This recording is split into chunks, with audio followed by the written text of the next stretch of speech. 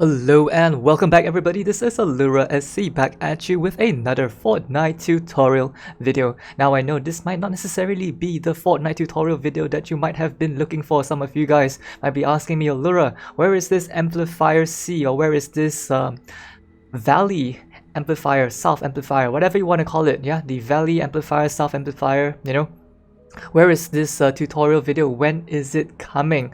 Let me please go ahead and assure you guys, that we are working double time to try and get this video out for you, because the testing that has been going into this has been absolutely immense. Yeah, this shortly after this before this video, sorry, we were just coming off a 13-hour stream. Yeah, so that was that's about double the time that I usually stream for, and we've been going really hard to try to test all of the builds and make sure that every single concept, every single tile, every single trap that's being placed actually makes sense, yeah, and it's actually fully optimized. Yeah, so with regards to that, I may do it in the same sequence like how we did our previous video, where we might do update videos as well. Yeah, but please do be patient. Once again, I'm really sorry. Thank you all so much for understanding. Yeah, and that's how it is. Alright, so anyway, this tutorial video, what exactly is it going to be all about? So I've seen in the comment section, some of you guys are actually asking me some very valid questions as to, Allura, what are the perks on your traps, right? And what and when do you know to use these traps? Alright, so this is actually going to be a very nice lead up to some of the tutorial videos that we're going to be using, because I'm going to be referring to many of the traps by their properties, by how they are rolled, so you guys know exactly which traps are being used where, because it's not just wall launcher, it's not just floor launcher. Some of them have different impact values, different reload values, and you guys might want to know all of this stuff. Alright, so let's get right into the video, guys. Alright, so as we can see right here, okay, we're going to start covering traps first. Alright, we're going to start covering traps first. So first and foremost, alright, we're going to go ahead and touch on the gas trap. Right, so this is how I have our gas traps rolled. Yeah, this is how we have our gas traps rolled. This is the first one that I'm using most of the time. If you guys can only afford one gas trap, alright, this would be how I would recommend for you to roll it. This is how I use it. This is basically the way that we have done with simulations, on what is the theoretical highest DPS output gas trap. So by virtue of this, we have one fully rolled damage, one reload, one critical rating, one crit damage. Right, and over here on this last perk, we've gone ahead and decided to go with durability, because in this endurance mode, durability is really important. You want to make sure that your traps don't run out, right? So we've gone ahead and added this additional durability, and with our current stats, yeah, with our current stats, it basically puts this durability up to 139 usage. Yeah, because currently we are running with maximum squad durability, yeah, which puts us with machinists at 344% bonus. Okay, so next, you might be wondering, why, Allura, do you have two gas traps? So this is going to be more for our advanced users, yeah? If you guys think that you guys want to really min-max, yeah? You guys feel like you really want to min-max your gas traps and your trap funnel systems, yeah? And this might be something that I would recommend for you guys to use. So what this is different is that we do not have reload in this particular ceiling gas trap. We've opted to go for one additional crit damage roll on it instead, yeah? And instead of going for durability, we're going for effect duration. So the reasoning behind this particular setup is that generally when you are using gas traps in the front and the middle of your funnels, you want it to be consistent. You want it to do consistent damage. You want to kill off all of the little husks, the skinny husks, the baseball throwers, all of the regular husks, yeah? huskies as well, do some good damage on them, right? And if you are working towards the later part of your funnels, as you go deeper into your tunnels, yeah, most of the horde would have been thinned out already, in which case the only targets that you're going to be looking at is to be finishing off things like, say for example, propanes or huskies, yeah, the occasional mist monsters, and they don't come in with very large amounts, yeah. So by virtue of this, we are not really caring too much about the reload time, because not many of them make it through, and you are going to be able to focus entirely on this hard hitting ceiling gas. Okay, so this covers it for the ceiling gas trap. Now let's go ahead and talk about the wall launchers. Alright, the wall launchers. Now, this wall launcher is going to be the most used wall launcher, right? This is the wall launcher that we're typically going to be using most of the time. So once again, if you guys are only able to afford one wall launcher fully perked up, this would be the recommended setup I would have you guys use. Yeah, this is 3 times impact, 3x impact with 2x reload. Okay, so in our following videos, I'll probably referring to these wall launchers as 3x wall launchers. Alright, and that refers to the impact value. I'm not going to refer to the reload, I'm going to refer to the impact. So 3x wall launchers, alright, or 3 impact wall launchers. Okay, and the last role obviously is going to be durability. Now, over here, we're going to show you guys we actually do have another wall launcher, and this one is a 4x wall launcher. Alright, so without going into too much detail, basically with more impact on these launchers, the further the husk will actually travel. Okay, so as a rough estimate, you can say that averagely this 3 impact wall launcher is going to be firing off husks to about 3 tiles, and the smaller husks will probably fly about the beginning of 4th tile. Whereas for this wall launcher over here, you might be hitting maybe about 3.5 to about 4 tiles depending on the size of the husk. Alright, so these ones over here are going to be used in very specific situations. Once again, this is for advanced users. Alright, so bear this in mind, and we are going to go into our next trap once again. So you notice that for most of our damage traps, okay, without going into too much detail, most of our damage traps, all of them actually have this particular setup. 1 damage, 1 crit damage, 1 crit rating, 1 reload. Okay, and this basically goes applied to, things like our retractables, yeah, broadsides, our wall darts. They're all actually the same, yeah, no difference. So if you guys are asking me, Allura, if we are talking about damaging traps, yeah, you just kind of want to go 1 crit rating, 1 reload, 1 damage, 1 crit damage, and then you're good to go. This is how I've basically rolled all of our damaging traps. Wall dynamos, darts, broadsides, retractables. But for most of our funnels, yeah, you're going to be seeing just these ones. Yeah, just these ones, and maybe the occasional ceiling zapper, all of which have the exact same role. Alright, so not too much confusion over there. Okay, so next up, very important one as well. This is going to be the tar pit. Okay, so some of you guys might be thinking, Allura, this looks extremely strange. Why does your tar pit have 5 durability rolls? Yeah, what is the reasoning behind this?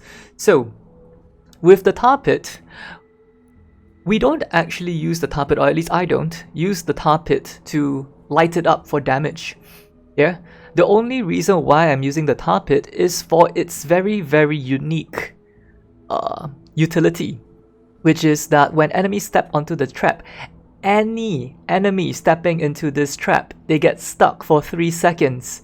Yeah, smashers, whatever, everything gets stuck. Even a charging smasher, if it hits a tar pit, it will get stuck. It prevents smashers from charging. It is really, really good.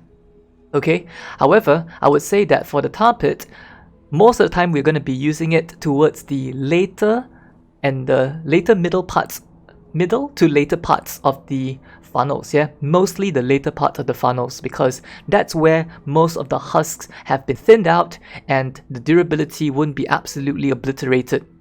from the get-go, because if you have this at the start of your funnels, you know, everything's going to get clogged up and it's going to be disastrous.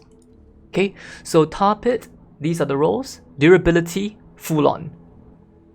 Right, so that's basically that basically covers it for traps, I do believe. Yeah, that basically covers it for traps.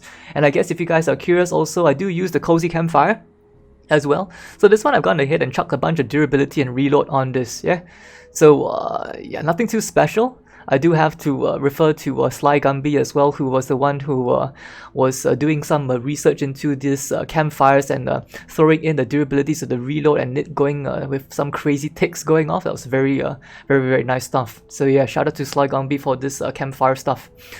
Okay, so I think this basically does it for traps. Yeah, okay, this basically does it for traps.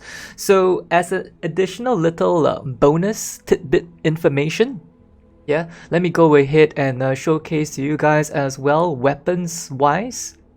Okay, so some of you guys might be figuring out already, you know, but if you guys haven't, most of the time when you're doing endurance mode, you're gonna be seeing people recommending certain classes. So most of the time you'll see one person playing a constructor, and most of the other players will usually be advised to run with Zenith. Yeah, the Outlander Zenith. So let me go ahead and show him to you guys real quick. This person right here, yeah, this guy, we call him the Freeze Boy, right? So this particular character, yeah, Sub-Zero Zenith, is incredibly powerful. Incredibly powerful, to the point where I feel like it might be a little bit overpowered, but that's just my personal opinion. Anyway, this is basically the setup that we're running for Zenith. In terms of the team perks and whatever, you can kind of run it however you wish to. Yeah, you can mix and match the perks to whatever you feel you're comfortable with, whatever you like. Okay, but this is basically the setup that I'm going with right now. Team perk, Blast from the Past. Okay, we have Saurian Might and we have Saurian Hide to enable our Blast from the Past team perk. Other than that, we are using Locked and Reloaded. We're also using Waste Not, Want Not for some additional magazine size, and we have Sure Shot, which increases sniper critical damage by 75%. So if it were up to me, I think the only one that I might consider a more flexible perk would probably be this perk over here. I might run with something like Fleet over here as well, depending on whether or not you want the additional mobility or if you want the additional damage. Okay, so this is basically how we're running Freeze Boy Zenith. Let's go ahead and hit right into our schematics once again. Okay, so with Zenith, this weapon, the crank shot, is going to be your staple weapon. Some of you guys prefer the other sniper rifle. I think they are calling this the vacuum tube sniper.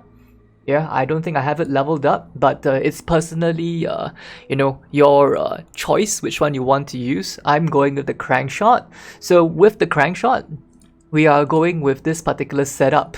Critical rating. Critical rating 2 times critical rating, 1 times critical damage, reload speed, as well as physical, and a snare perk. Okay, so the reason why we choose to go with this crank shot as well is that if you take a look at the stats right here, with double crit chance, the double crit rating, sorry, your crit chance is basically raised to 51%.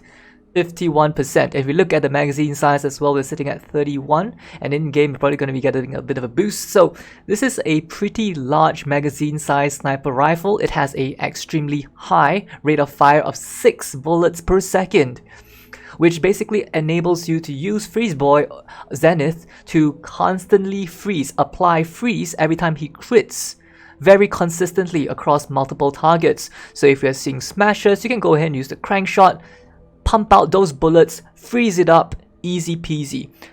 Having a taker charge after you, no problem, crank shot out, freeze it mid-air, freeze it mid-dive bomb, and you are safe. Crank shot, good weapon. Okay, alternative vacuum tube sniper. Okay, so that covers it for the crank shot, the freezing effect weapons. Next, I want to cover for some of our players who have actually made it to at least wave 25. So for some of you who might know, wave 25 is actually what we call the UFO wave. So for those of you who might be a little bit curious, okay, we do actually have a little spreadsheet. This is a spreadsheet created by one of our guild members by the name of Mike Werner. Once again, I'll put this particular spreadsheet link in the description down below if you want to find out a little bit more about some of the data that we have all collected for the endurance mode. So as you can see over here, on wave 25, it will always be invasion, meaning the UFO invasion, and we will always hit amplifier. Well, in this case on the map, it's D, which is the southeast amplifier. It will always hit there, but as to which direction the horde is going to come from, we don't know, but we know that that's the amplifier that it will always hit. Okay, so when it comes to the UFO, some of you guys might be saying, you know, hey, we're having difficulty fighting the UFO. You know, we need to kill it really quickly. So some weapons that I would recommend for you guys to consider using. This one over here, we have the Yeoman Sniper Rifle. I've gone ahead and made this one a Sunbeam with reload, damage, as well as slow and snared. So if you guys can only afford one weapon, this would be a really nice way to roll your Yeoman Sniper Rifle. This has a reload time of 1 second. Okay, a reload time of 1 second. This one is also a snare Yeoman Sniper Rifle. Damage, flat damage, double reload. Because based on what we have seen, I think based on the damage numbers that we have basically found out by hitting the UFO, apparently you can't really crit the UFO. However, if you have conditional damage, this conditional damage actually applies. Some of you guys might be curious. Boss damage, does it work? No, it does not. This has also been tested. So if you see, 1 second, if you see right here, if you upgrade this here, this particular perk right here, if you're asking, damage to missed monsters and bosses, does the UFO count? No, it does not. So you kind of really want to put your damage to conditional perk here. Okay, so yes, this would be the Yeoman's perks. So alternatively to the Yeoman, if you do not have this sniper rifle, what other weapon can you actually use as well? This is the other one that I would recommend, the Obliterator. Okay, so this is how we've gone ahead and rolled the Obliterator specifically for this UFO. We're gonna go with damage, magazine size, as well as fire rate. This is the one that we've chosen to go with. And same thing, the reasoning why we are choosing to go with flat damage is because we can't crit the UFO. So flat damage, good stuff. Okay, so if this particular setup right here, your Obliterator basically has a magazine size of 7 bullets. And the way that I typically would like to recommend people to be using it would be as follows. Go to your backpack, craft at least 2 of these Obliterators.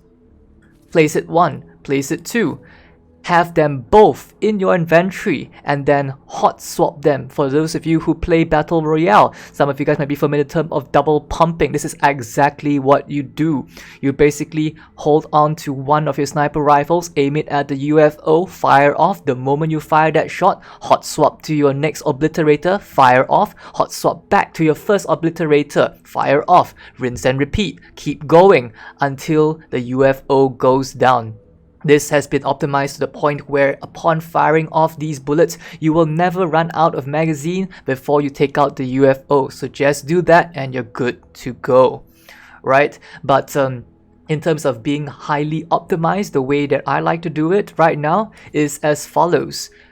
We go with Yeoman to open, followed by Obliterator, and then hot swapping Obliterators. This would be the way that I would do it regularly these days.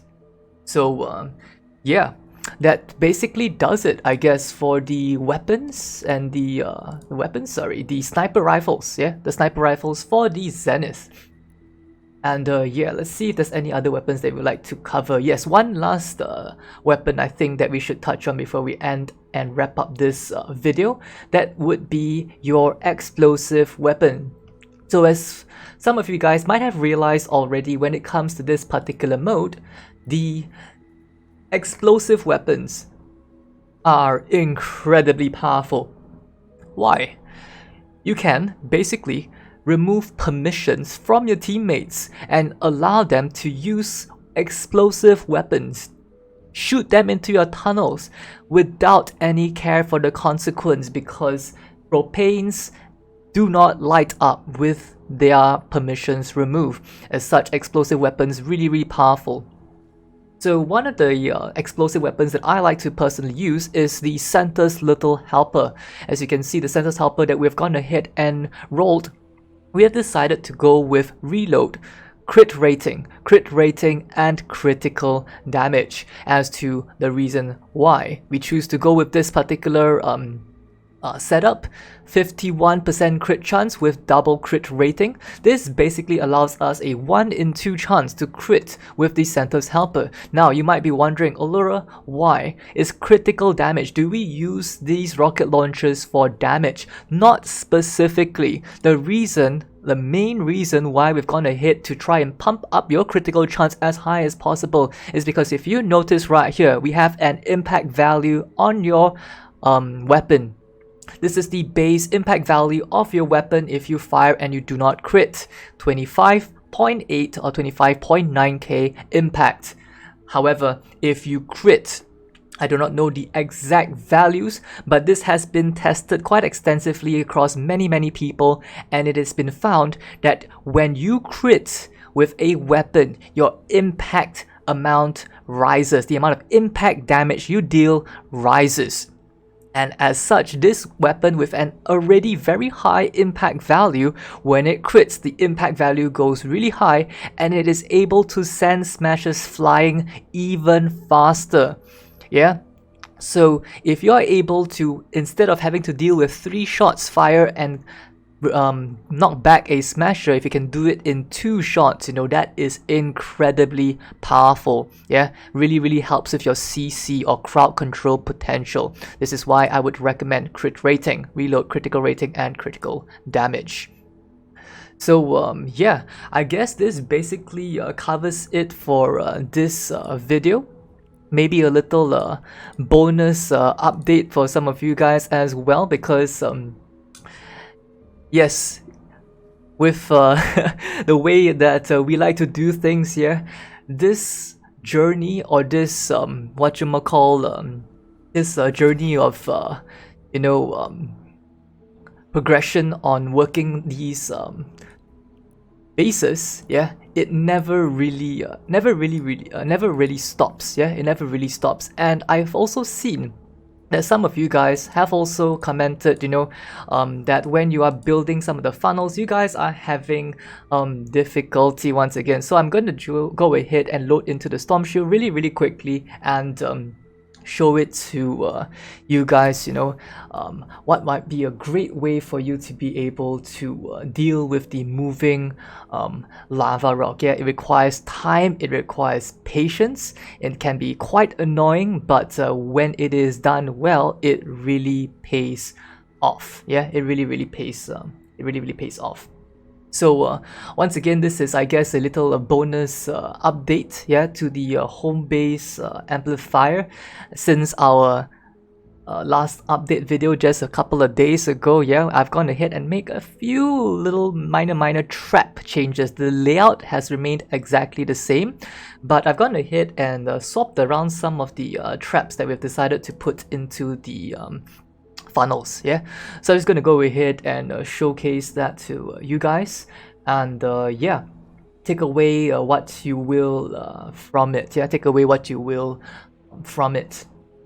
So yeah, so for many of you guys also who also may be perhaps curious, yeah, on the design as well as the development process, design, development, as well as testing. Yeah, that's basically what we've been doing every single day. Yeah, please also do feel free to go ahead and hit up our Twitch channel as well. I do have the video on demand, the archived videos right there for all of the hours that we have basically poured into, you know, the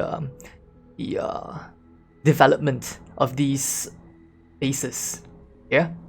So just gonna go ahead and let this thing load up. There we go, brilliant. Okay, so I think that for some of you who might be building this amplifier and who perhaps might be having some issues with the lava rock, okay, so the way that I will go ahead and recommend for you guys to deal with this, okay, is to go ahead and build your way outwards. Build your way outwards. So start from the beginning, start from here, yeah? Place these 6 walls first, okay? And then afterwards, work your way outwards, place these tiles outwards, place the bottom tiles as well, and then go ahead and place some of these ceilings as well, yeah? Please do make sure to place these very, very carefully, yeah? Brick for brick, piece by piece, make sure that they are all exactly as such, alright, and placing them one by one here as you're working your way outwards towards that little ridge area, yeah, and where the lava rock is going to be falling. Okay, so we go ahead and take a look and see. Yeah, you guys just heard the lava rock fell right down there. So we've gone ahead and just placed all of these things exactly as such, same as how we did the previous video, but the lava rock will basically consistently fall here. Okay, so as mentioned in the previous video, please don't go ahead and add some additional pieces over there that will scuff your build. Okay, so one other thing that I'm also going to go ahead and update, you can actually save on some pieces over here, because sometimes a spawn pops up right here and it destroys a couple of the pieces here. You can actually do away without this and the husk will still all path right here the same. Okay, so yeah, for those of you who are having issues, I'm going to go ahead and do a quick look once again. This is exactly how you want to build it. Build it piece by piece. Place the walls first. Don't place the traps yet. You don't want to get punished and lose your traps because the lava rock came in and broke all of your stuff immediately. Place all of these tiles first. Floors, walls, ceilings, place them all down first. When the lava rock continuously and consistently hits the same spots, that's when you want to put your traps in. Okay, so yeah, other than that, I think the main changes that we have done to this particular tunnel setup right here, okay, is yeah, this part's over here. The broadside over here remains the same, but I've gone ahead and replaced the broadside here. We're going ahead and use a wall dart instead. Based on the recent research, we have seen that when broadsides rather, when it hits these ramps, when the broadsides hit these ramps, it won't actually bounce backwards or upwards. What actually happens is that it will hit here and roll upwards. This is very poor value because you don't get that bounce effect. They don't hit the target more than once. And that's not very good. Not very good indeed. So we're going to hit and put wall darts as well.